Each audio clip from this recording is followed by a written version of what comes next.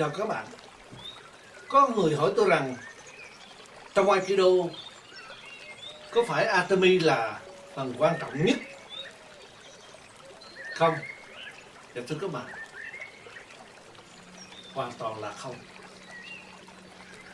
Và cũng có người hỏi với tôi rằng nếu anh nói không thì tại sao tổ sư cũng có đánh Atemi và sách báo đều nói Atemi là phần hết 99% trong Aikido. Tại sao anh lại nói là không đúng? Thì thưa các bạn, nếu tất cả các bạn Tây Đen tập Aikido ở một thời gian rất là lâu, hoặc là những người đã mang đây rất là cao và có thâm niên trong Aikido rất là lâu, thì các bạn sẽ biết những gì tôi nói là đúng hay sai. Quan trọng là gì? Bạn có trải nghiệm hay không? Bạn lên đai không phải là đứng đó, đa số là lên thọc tay vô túi, đứng hay là khoanh tay nói bằng miệng, chứ không có trải nghiệm. Thì các bạn có quyền nói Atemi là quan trọng, bởi vì nó nằm ở trong sách vở đã nói rồi. Nhưng khi các bạn thực tập, trải nghiệm với nhiều đối tượng, thì cái điểm quan trọng của trong Aikido không phải là Atemi. Atemi chỉ là một phần kỹ thuật được giấu trong cái kỹ thuật của Aikido. Nó giới hạn ở một số cái đòn thế cần có nó, giống như trong dao, trong binh khí. Nhưng khi các bạn nói nó là một điểm quan trọng chiếm 99% trong Aikido là sai. Bởi vì đa số đai đen, thậm chí có những cao thủ như là Gojo hay là một số cao thủ khác trong Aikido, cái 1.2 hay là các minh tinh bằng bạc như là Steven, họ luôn luôn dùng những cái dạng đánh như Irimi hay là Atemi, trên, hay là bấu cổ. Họ dùng nó rất nhiều trong phần chống 1.2 và rất là nhanh. Các bạn cho đó là nó là điểm quan trọng của Aikido, vì Aikido thường dùng nó. Thì thưa các bạn, đó là tại vì một số người đã không có trải nghiệm nhiều. Khi các bạn đã lên đai đen thì thường hay có cái điểm là thọc tay vô túi và đứng đó nói, hoặc là khoanh tay như là một cao thủ. Cái điều này chỉ khi bạn có trải nghiệm thực hiện thì các bạn mới biết trong Aikido điểm nào là quan trọng nhất. Điểm mà tôi chỉ muốn nói với các bạn đó là Tenkan.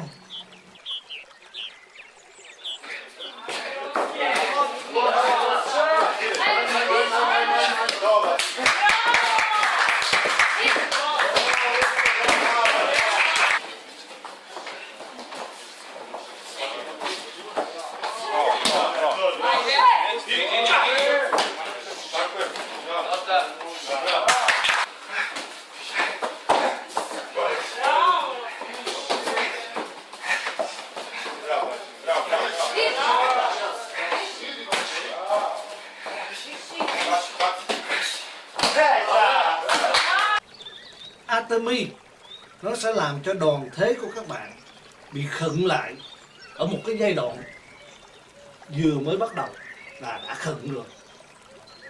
Mà trong quán tính của mọi người, khi các bạn dùng Atemi lại với đối người tấn công hay là đừng nắm tay bạn, thì cái phản xạ tự nhiên của họ sẽ rút tay lại. Họ sẽ không nắm tay bạn nữa.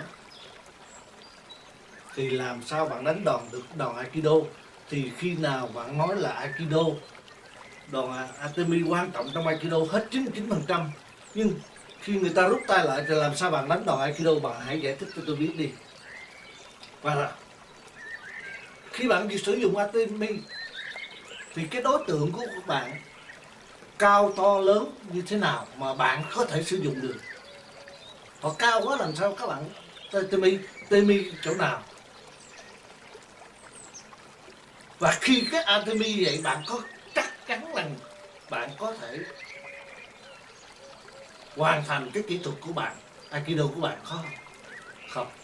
Bởi vì sao? Những đòn tấn công của Aikido đều là ở dạng quy ước. Cho nên các bạn không thể nói Atemi là quan trọng nhất trong Aikido, mà Tenkan mới là Tenkan né tránh mới là cái điểm mấu chốt và quan trọng nhất trong Aikido. Một đòn tấn công bạn chỉ cần né qua một bên, một đòn nắm tay bạn chỉ cần dẫn dắt lùi lại hay là né trên dùng mà khiếp thì bạn dẫn dắt đi. Trong đồ cô kêu bạn cũng không thể nào được sử dụng Atemi được. Bởi vì cô kêu là gì? Cô kêu, đòn ném cô kêu là các bạn phải dùng một sự liên tục, phải có sự liên tục mới đưa được thủ té được.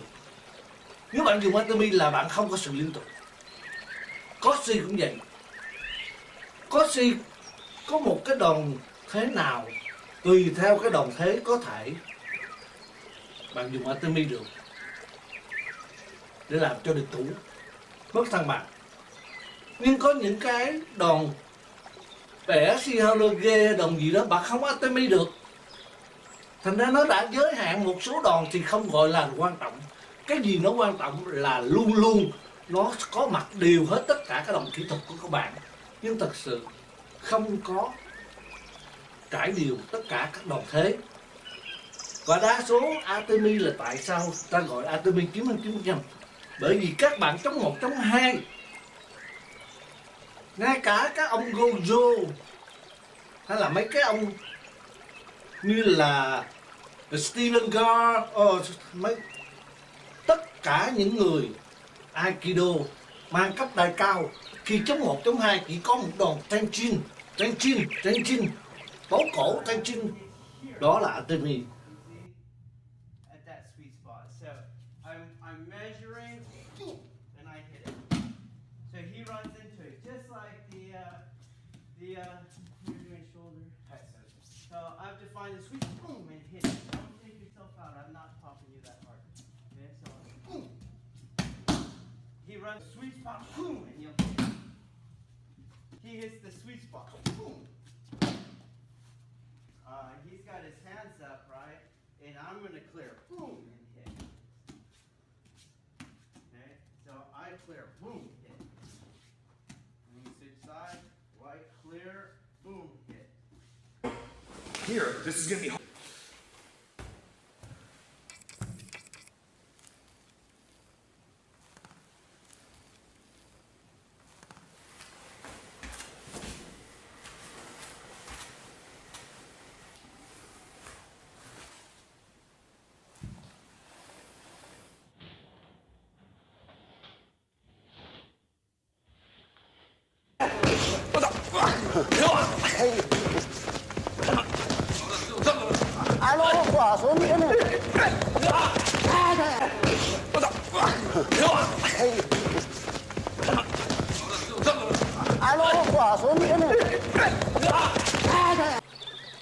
Do đó họ nói đó là đòn quan trọng. Nhưng thật sự ra các bạn có biết Atemi dùng khi nào và thế nào là Atemi? Các bạn không biết. Cho nên tôi nói nhắc với các bạn, hôm nay tôi làm clip này là tôi muốn nêu cho các bạn rõ rằng các bạn đọc sách vở nhưng các bạn chỉ nghe lại chứ bạn không thực nghiệm thì các bạn, cho dù các bạn mang đai cao hay là các bạn đã là những cao thủ của ngày xưa của Aikido, các bạn mang cấp đai rất là cao nhưng các bạn không chịu trải nghiệm được. để rút ra một cái khuynh hướng mới. Thời đại này là thời đại 4 chấm rồi các bạn. Thành ra Aikido các bạn học phải có một cái sự động não, chứ không có phải là coi sách vở. Nói thì dễ, nhưng mà làm có đúng hay không mới là quan trọng. Do đó tôi nói với các bạn, Atemi không phải là điểm quan trọng nhất trong Aikido. Nó chỉ là một cái phần nhỏ trong kỹ xảo thuật của Aikido. Cái điểm chánh của Aikido đó là Tenkan. Tenkan và nhập đội. Né tránh, bước né tránh, bước lùi tới. Khi một địch thủ nắm tay bạn, lùi lại, dẫn hướng đi hoặc lái hướng qua điểm khác. Cách để làm cho các bạn trở nên nhẹ nhàng trong đòn thế, đó là bạn biết dùng cái hông, cùi chỏ của bạn để đưa đòn thế, và cái nắm bắt được cái thời điểm khi họ tấn công. Né tránh là quan trọng. Đó là điểm mấu chốt của Aikido. Né tránh và nhập nội để trở thành một. Đó mới là đỉnh cao của Aikido. Nếu các bạn hiện tại là huấn luyện viên, hay có dù cho các bạn là những cây đa cây đề ngày xưa đi nữa của Aikido, mà ngày nay các bạn vẫn mở miệng nói Atemi là quan trọng trong Aikido, là các bạn nhớ kỹ, các bạn đã sai rồi. Atemi là một cái phần nhỏ của một cái số kỹ thuật. Cái quan trọng của Aikido không phải là Atemi, mà là té Tenkan, nhập động. Nắm bắt được cái thời điểm người ta tấn công để dẫn dụ người ta vào cái đánh của mình. Đó mới là cái quan trọng. Còn các bạn cứ dùng Atemi, trong đầu nghĩ tính Atemi là các bạn sẽ tạo cho cái đòn nó bị nặng nề, và cái độ dừng của các bạn sẽ nhiều hơn. Các bạn sẽ không bao giờ đánh được đòn Atemi, đòn Aikido một cách trơn tru và nhẹ nhàng cả. Sau đây có một số clip cô động lại cho các bạn biết thế nào là Atemi trong Aikido.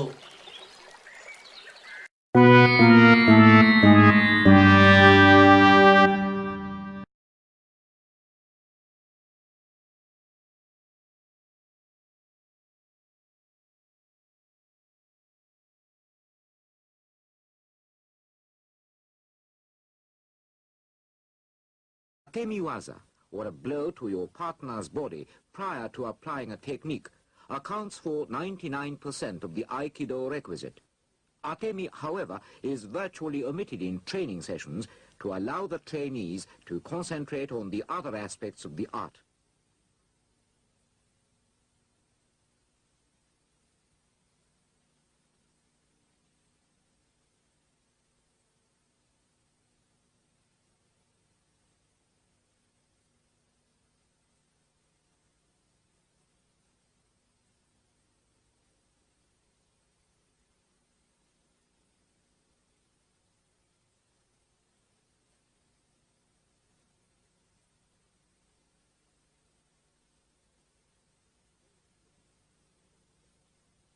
Shown here are Atemi exercises attendant on the techniques introduced thus far.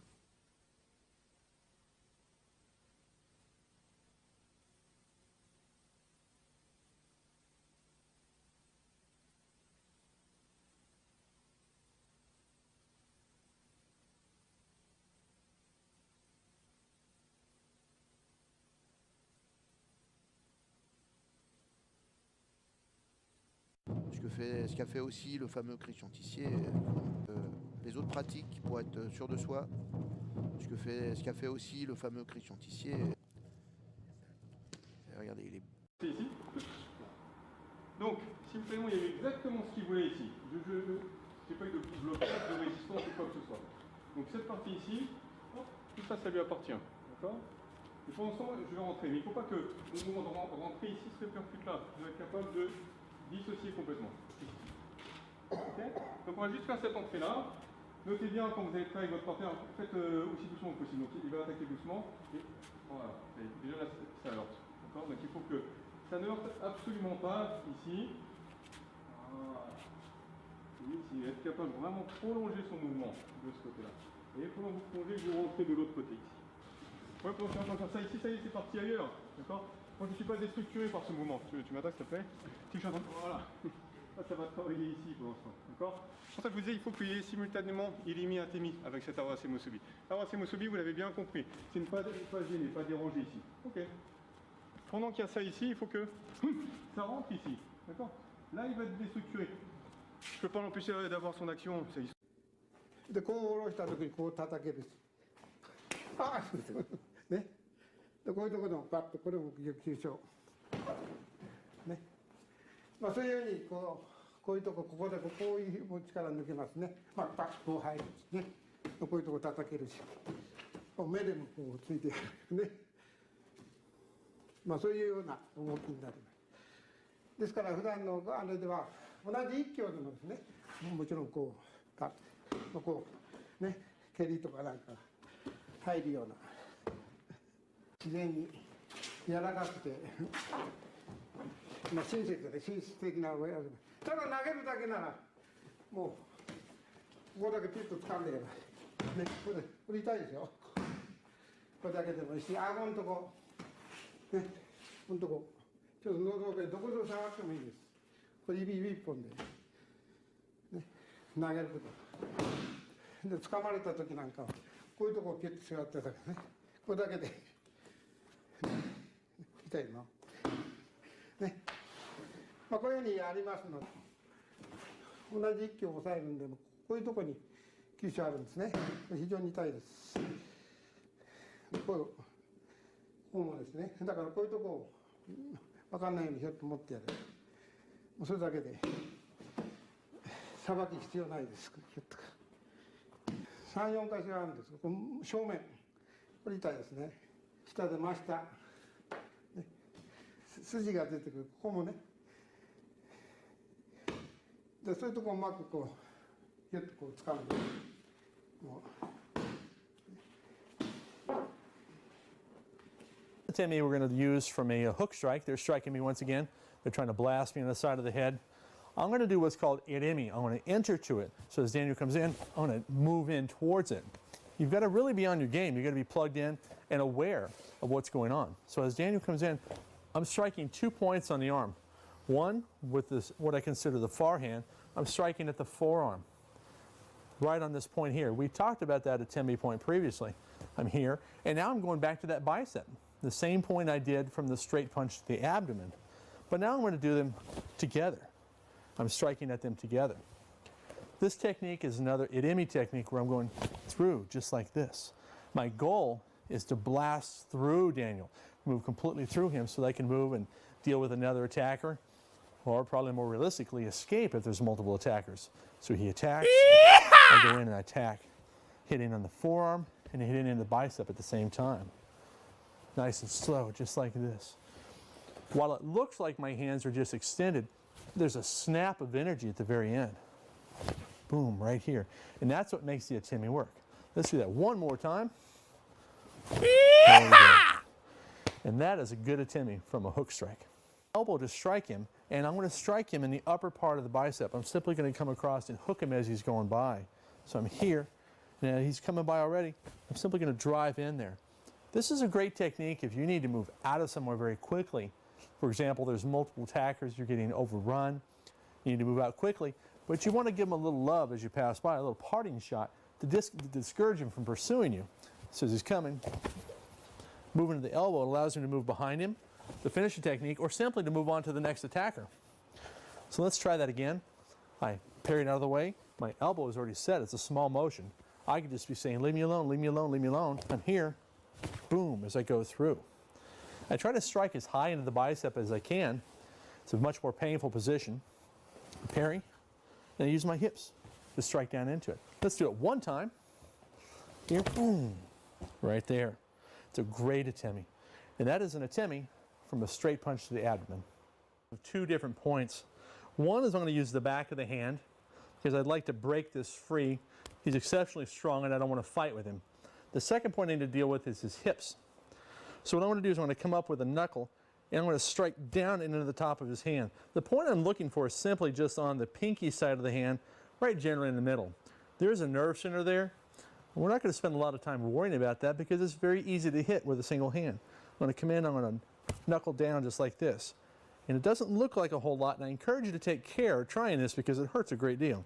I knuckle in and get good penetration. As this starts to open, I lock my hips forward and launch them back, just as we did on the Atemi we used from the 2-hand grab at the rear. I knuckle into the hands to get this broke free, rock my hips forward, and blast back into Daniel. Let's try that one time now all together. He grabs me, I'm going to lower my center, knuckle in the back of the hand, it opens up, back we go. Gets them completely off your back, gives you plenty of room to move. A break. I want to pass this right here. I want to create a little bit of friction because I want to leave this open just for a moment. He will eventually muscle on by me. There's no way it's simply going to stop. But there is going to be a slight pause, a little hang. And as there is, I'm going to strike up right to the side. I come across the midline of his chest, right across where the nipple of his body would be. I'm going to strike in with a sharp edge and poke in just like this. Now we're doing it gently so that he doesn't cry on me here.